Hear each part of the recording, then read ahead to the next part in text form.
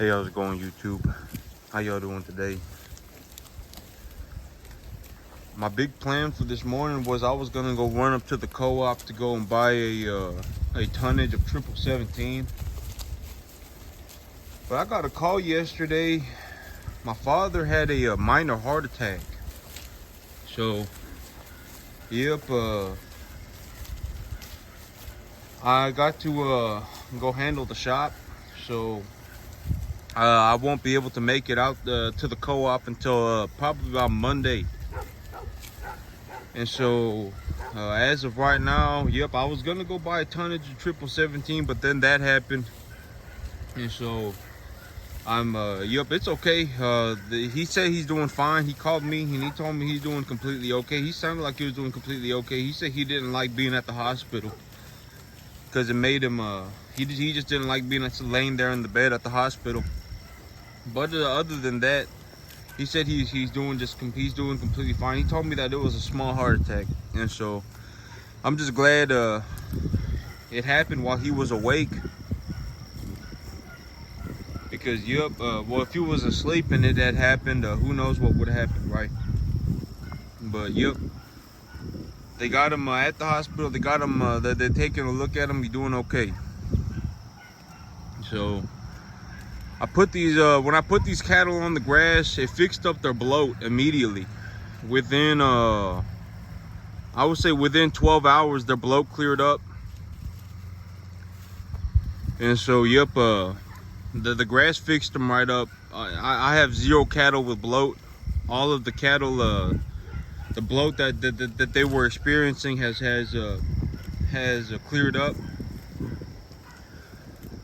But you know, okay, so my big plan for the fertilizer was this time I was gonna put 1717 on my field, because I don't know whether, you know, with this weather, my chance of getting rain, they say that there was rain hovering around my area up until about the 13th, but it's a very, very, very low percentage. And so my idea was maybe, you know, well, not maybe, my idea was that I'm going to put 1717 on my field.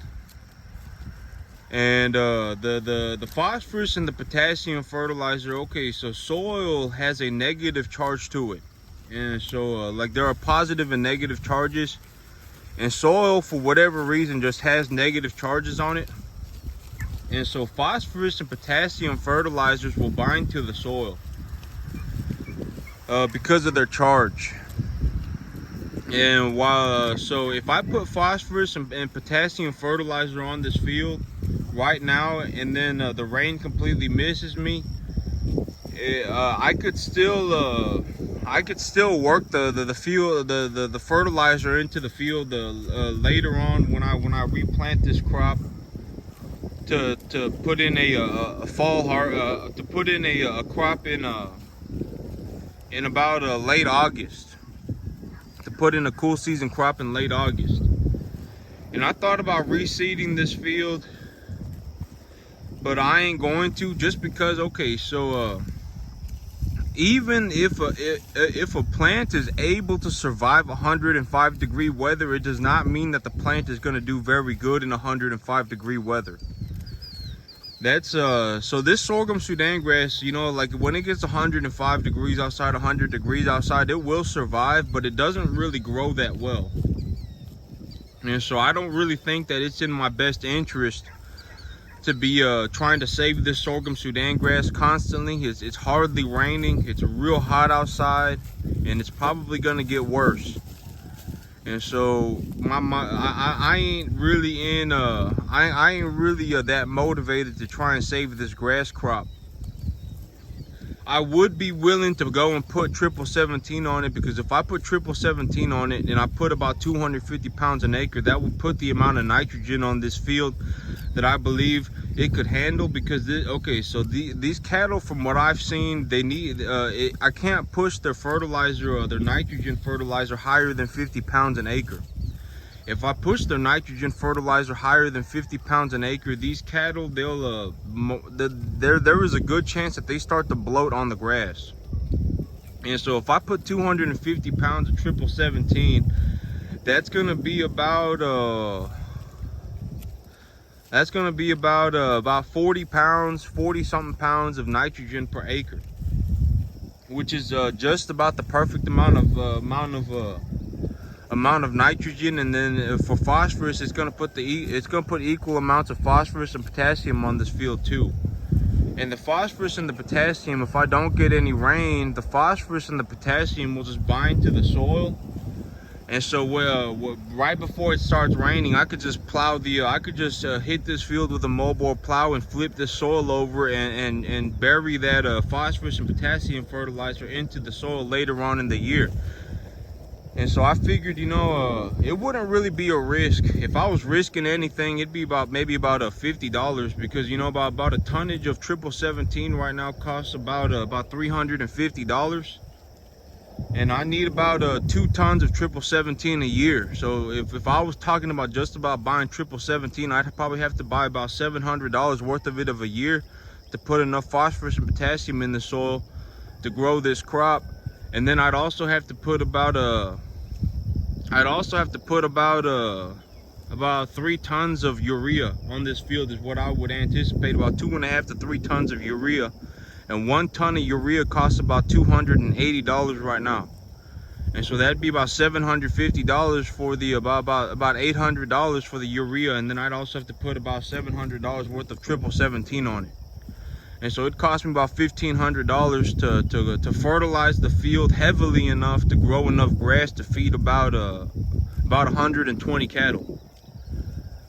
So yep, when I think about running this business, just in fertilizer costs alone, it'd be about $1,500. And then I'd probably have to go and pay about $500 to $700 for seed too, because I'd have to put in a warm season crop, and then I'd have to put in a cold season crop. And seeds right now cost about $50 an acre, $50 to $70 an acre, depending on what I buy. But most of the seed that I buy the $50 an acre. Like pearl millet. Pearl millet is $70, but I don't really think I'm gonna plant pearl millet. Pearl millet is just kind of a wonky crop. It's a grass that grows in India and in Africa, but it just don't do very good here in Texas. It's just, yeah, because when it starts warming up here in Texas, in our spring, it ain't hot enough at that point to plant pearl millet, because pearl millet, the soil temperature needs to be like over 85. And so when it starts warming up here in Texas, when it gets warm enough here in Texas to plant pearl millet, there's too little rain when it's warm enough, but when it's warming up, there's too much rain. And so the sorghum Sudan grass is better. And it just kind of is what it is. The pearl millet, I probably won't be planting that again, but sorghum Sudan grass, it costs about $45 per 50-pound bag, and I need to put about 70 pounds of an acre. And so, but this sorghum Sudan grass, it ain't the cattle trample the crap out of it, and they pull it up out of the ground when they eat it, because it grows like this right here. It grows like a corn stalk. And so the cattle will just grab the thing, and then they'll pull it up out of the ground, and when they chew on it, and so they'll rip the plants out of the ground, and they'll stomp on it and all sorts of stuff too. And so the sorghum Sudan grass, it's kind of it's got its pros and cons too. It ain't just like, oh my god, the sorghum Sudan is the greatest grass. It's not like that. And so yep, but these cattle, they put on good weight with it, and it's real good on their digestion. It keeps their bloat cleared up immediately. I had started seeing bloat on these animals. I put them on the grass, and it just cleared them up immediately. I don't have any animals with bloat anymore, so that's good. But I'm also, that also means I need to put forage in front of these animals. I need to put some forage in front of these animals to keep them healthy. But yep, this whole this whole stalker cattle thing, if you took some time to go around look around on YouTube, and just took a look around and looked for people who raised small cattle, 250 pound, 2.5 weight to 5 weight cattle, you're not really gonna find hardly anybody except for me. Especially you're not gonna find anybody who runs them on fresh grass like me. You know I say this all the time, but it just kind of is what it is. You know, raising lightweight stocker cattle on fresh grass is probably, I would say, one of the hardest jobs on the planet for farming. I mean, you have to be a tip-top, high level farmer to be able to do this. It's very, very difficult. I mean, go around and look around on YouTube, and you can find people who grow corn. You can find dozens of people who grow corn. You can find dozens of people who grow whatever, blueberries, whatever you want. You can find dozens of them, but practically zero. I'm the only person that I've been able to find on YouTube who raises lightweight stocker cattle on fresh grass. You know, most people who raise stocker cattle stuck to a mama cow. And the reason for that is because the mama cow, okay, so the mama cow is able to handle a lower quality forage. You know, like let's say I got an 8 to 10% protein grass out on the field, and that's the grass that I got. Or let's say I got a field and I plant it, and I don't want to you know, because and I don't want to go through all this trouble, right? Because, you know, like the things that I go through on this farm to raise these animals like this, I work probably about 110 hours a week to get this all situated like this while working my job. And so, you know, to have, you know, okay, so, you know, because, okay, so having the mama cow, right, and having these animals stuck to a mama cow, the mama cow will be able to eat the lower quality feed. So like, let's say I got some brush type grass, or I got some grass that's just, you know, that it ain't the best grass on the world in the world, but the cattle will eat it, and it's 8 to 10% protein. Well, a mama cow is able to digest that grass. These small calves, you know, like small calves back there, like the little doodlers, the little dingle dongers that I brought in a couple weeks ago, that were about 3 1/4. They those small calves, they're not able to digest a low quality feed, and so their feed needs to be rigorously maintained for them to be able to survive and for them to be able to grow properly. But a mama cow is able to ingest a lower quality feed. A mama cow is able to ingest the lower quality feed and then produce milk for her calf. And so, you know, having mama cows, it drastically reduces the risk that a farmer puts himself at in terms of raising cattle, of raising calves properly. But you know, for me, people like me have a unique opportunity in that I'm able to turn my skill set into money. I'm able to turn sweat equity into money. You know, just because of my capacity, my ability to grow grass tremendously well, and to be able to farm, by being able to farm tremendously well, I have opened up myself a new opportunity, a different opportunity. And when people, well, like, you know, just go around on YouTube and take a look. You know, nobody raises small calves like these without a mama cow.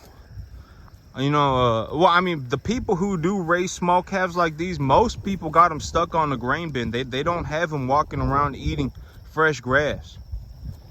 You know, they got them stuck to a grain bin, and they're feeding them calf starter, or they're feeding them a grain specifically designed to feed calves. But nobody got them walking around eating fresh grass like me.